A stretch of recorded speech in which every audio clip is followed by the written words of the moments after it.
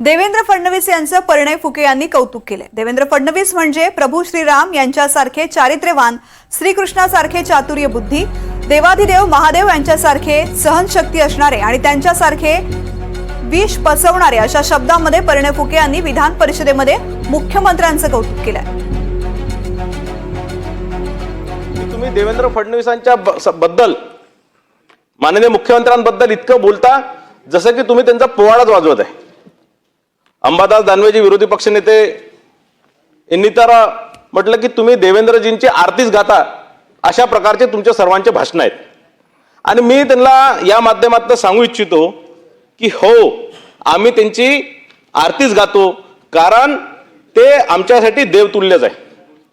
आणि ज्या प्रकारे मागच्या 10 वर्षापासून सातत्याने या महाराष्ट्राला प्रगतीच्या शिखरावर नेण्याचं काम त्यांनी केलं, ज्या प्रकारे या महाराष्ट्राच्या शेतकऱ्यांना न्याय देण्याचं काम त्यांनी केलं, ज्या प्रकारे या महाराष्ट्राच्या जनतेच्या पाठीशी खंबीरपणे उभे राहून या महाराष्ट्राला देशात नंबर 1चं राज्य करण्याचं जे त्यांनी काम केलेलं आहे, आणि म्हणून आम्ही त्यांची देव माणूस म्हणून आरती करू। मला हे माहित नाही की देवेंद्र फडणवीस हे देव आहे की नाही आहे, पण ते देव माणूस 100% आहे हे इथे बसलेल्या प्रत्येक सदस्य किंवा महाराष्ट्रातल्या प्रत्येक जनतेला हे कबूल करावंच लागणार।